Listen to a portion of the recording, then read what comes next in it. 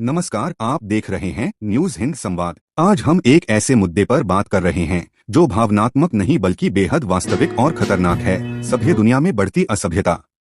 America, Israel और Iran के बीच बढ़ता तनाव कोई साधारण कूटनीतिक मतभेद नहीं है। यह सीधा संकेत है कि वैश्विक शक्ति संतुलन कमजोर हो रहा है और दुनिया एक बड़े टकराव की ओर बढ़ सकती है। जिसे हम सभ्य दुनिया कहते हैं, वह आज भी मूल रूप से शक्ति, नियंत्रण और प्रभुत्व की राजनीति पर चल रही है।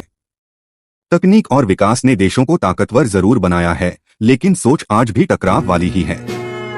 स्पष्ट रूप से समझिए, आधुनिक हथियार, मिसाइल सिस्टम और परमाणु ताकत ही सभ्यता का पैमाना नहीं हो सकते। अगर निर्णय लेने वाले देश संवाद की बजाय दबाव और सैन्य कार्रवाई को प्राथमिकता देते हैं, तो यह असभ्यता ही है। अमेरिका, इजराइल और ईरान के बीच जो स्थिति बन रही है, उसमें सबसे बड़ा जोखिम आम लोगों के लिए है।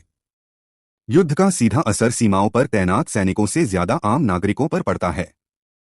आर्थिक संकट, जानमाल की हानि और अस्थिरता।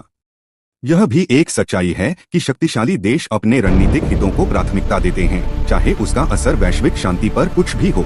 अब सीधा सवाल, क्या हम इसे सभ्यता कह सकते हैं? अगर किसी व्यवस्था में संवाद कमजोर और हथियार मजबूत हो रहे हैं, तो वह व्यवस्था टिकाऊ नहीं है। यह अस्थिरता की ओर इशारा करती है। तकनीक ने युद्ध को ज्यादा सटीक और खतरनाक बना दिया है, लेकिन उसने इंसानों के बीच भरोसा नहीं बढ़ाया। यही सबसे बड़ी विफलता है। वास्तविक समाधान स्पष्ट है: कूटनीति, संतुलन और जिम्मेदार नेतृत्व। बिना इनके कोई भी देश, चाहे कितना भी ताकतवर क्यों न हो, स्थायी शांति स्थापित नहीं कर सकता। आने वाले समय में स्थिति और गंभीर हो सकती है अगर बड़े देश अपनी रणनीति नहीं बदलते। इसलिए यह केवल सरकारों का नहीं, बल्कि वैश्विक समाज का भी मुद्दा है। निष्कर्ष सीधा है: असली ताकत विनाश में नहीं, नियंत्रण और जिम्मेदारी में होती है। अब आप बताइए, क्या वर्तमान वैश्विक हालात को आप सभ्यता मानते हैं या यह केवल शक्ति प्रदर्शन है?